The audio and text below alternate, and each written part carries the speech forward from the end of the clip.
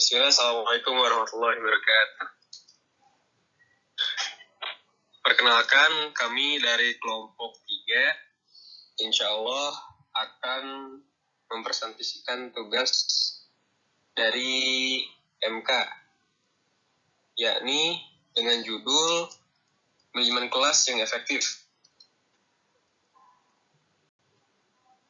Insya Allah kami beranggotakan 3 orang, yakni saya sendiri, Fahmi Arif Abdurrahman, yang kedua, Fadilah, dan yang ketiga, Evan. Langsung saja masuk kepada pembahasan yang pertama, yakni faktor-faktor yang mempengaruhi manajemen kelas. Faktor-faktor yang mempengaruhi manajemen kelas, permasalahan yang timbul dalam manajemen kelas bukanlah tugas yang ringan. Ada beberapa faktor yang menyebabkan perumutan tersebut secara umum. Faktor yang mempengaruhi manajemen kelas ada 2 jenis, yaitu yang pertama, faktor internal peserta didik. Faktor internal peserta didik ini berhubungan dengan masalah emosi, pikiran, dan perilaku kepribadian peserta didik dengan spesifikasinya masing-masing, menyebabkan perbedaan antara peserta didik yang satu dengan yang lain. Perbedaan tersebut dapat ditinjau dari 3 aspek, yaitu perbedaan biologis, intelektual, dan psikologis. Yang kedua, faktor eksternal peserta didik. Faktor eksternal peserta didik ini berkaitan dengan masalah suasana lingkungan belajar, penempatan peserta didik, pengelompokan peserta didik, jumlah peserta didik di dalam kelas, dan lain hal sebagainya. Misalnya, semakin banyak jumlah peserta didik, semakin besar pula kemungkinan terjadinya konflik dalam kelas. Selain faktor di atas, dalam mewujudkan pengelolaan kelas yang baik, terdapat beberapa faktor yang mempengaruhinya. Di antaranya, kondisi fisik. Yang kedua, ruangan tempat berlangsungnya proses belajar mengajar. Yang ketiga, pengaturan tempat duduk. Yang keempat, ventilasi pengaturan cahaya. Yang kelima, pengaturan penyimpanan barang-barang. Dan yang kelima, kondisi sosial emosional.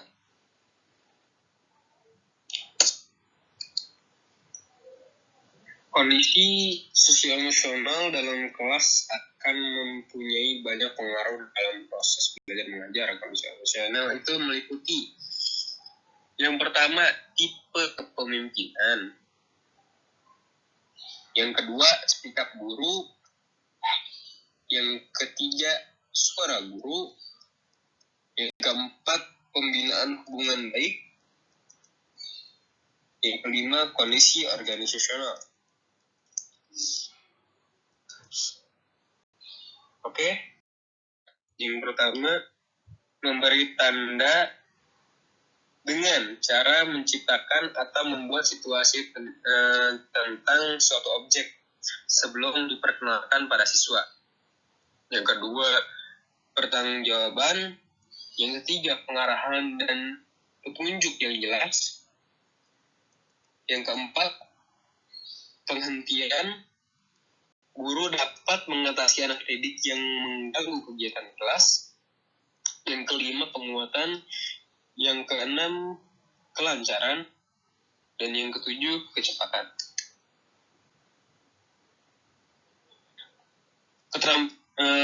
Dan poin yang terakhir, keterampilan yang berhubungan dengan pengembangan kondisi belajar yang optimal.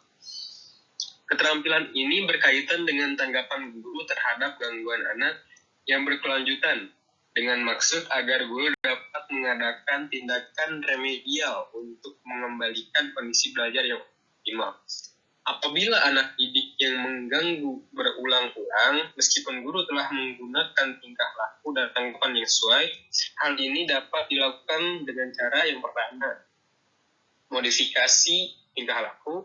Yang kedua, pendekatan pemecahan masalah kelompok. Dan yang ketiga, menemukan dan memecahkan tingkah laku yang menimbulkan masalah. Oke, Lanjut pada materi selanjutnya, yakni manajemen kelas yang efektif.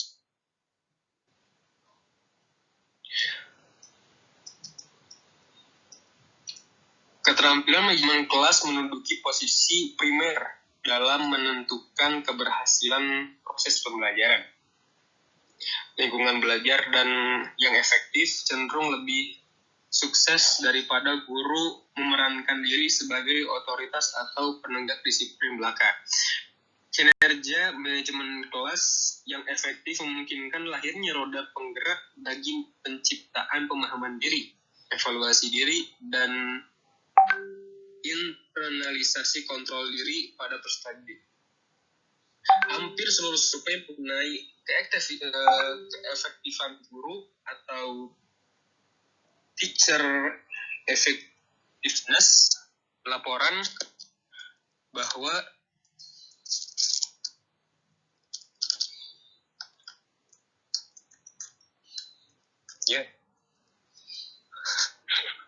listriknya mati, Cok.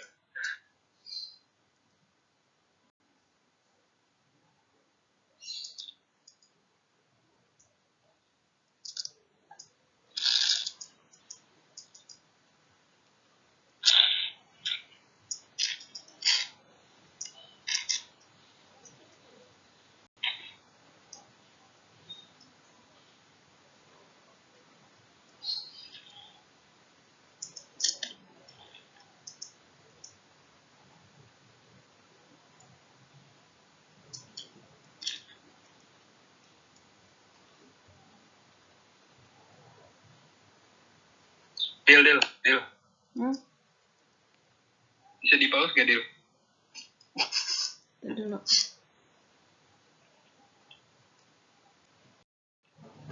Oke, lanjut kepada materi selanjutnya, yakni manajemen kelas yang efektif.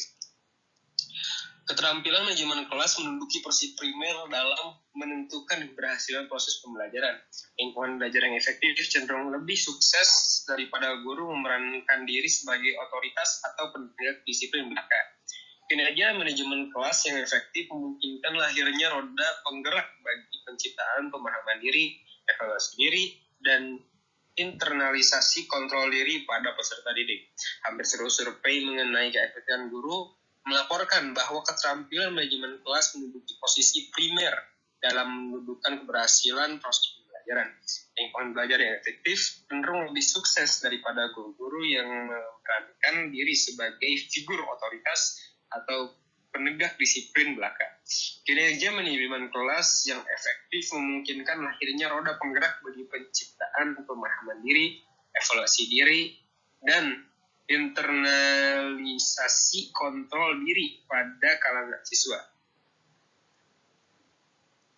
Mempersiapkan manajemen kelas yang efektif itu dapat diorganisasikan seputar 3 topik utama, yaitu yang pertama, menetapkan aturan dan prosedur. Pikirkan sejenak tentang apa yang terjadi bila prosedur atau aturan tiba-tiba rusak atau tidak ada lagi. Misalnya, ketika listrik padam, maka lampu-lampu lalu lintas juga akan berhenti beroperasi atau padam. Ketika kelas membutuhkan aturan dan prosedur untuk mengatur kegiatan penting. Aturan adalah pernyataan yang menyebutkan apa yang diharapkan untuk dilakukan, sehingga prosedur adalah cara untuk menyelesaikan pekerjaan atau kegiatan lainnya. Hal ini sering dibuat dalam bentuk tulisan atau tertulis gitu. Pengelolaan kelas yang efektif menghabiskan cukup banyak waktu untuk mengajarkan berbagai prosedur kepada siswa. Yang kedua, menjaga aturan dan prosedur. Pengelolaan kelas yang efektif pada umumnya hanya menetapkan beberapa aturan prosedur saja, mengajarkannya dengan cermat kepada siswa, dan menjadikannya sesuatu yang rutin dengan menggunakannya secara konsisten. Dan yang ketiga, menjaga konsistensi.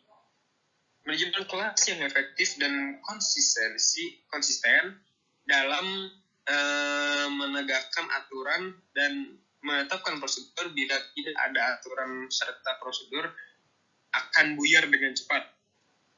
Pengelolaan kelas yang efektif, merencanakan dan melaksanakan prosedur yang membantu agar segala sesuatunya dapat dimulai dengan cepat dan pasti. Manajemen preventif yang secara keseluruhan dibuat oleh guru sebagai berikut. Yang A, komunikasi dengan jelas tugas-tugas dan persyaratan untuk menyelesaikannya. B, bagaimana cara kerja prosedur untuk memantau kerja siswa. C, konsisten dalam memeriksa pekerjaan yang telah selesai yang telah dikerjakan. D, memberikan umpan balik yang tepat pada hasil pekerjaan siswa. Oke, poin D, hal-hal yang perlu dihindari oleh guru. Yang pernah campur tangan yang berlebihan.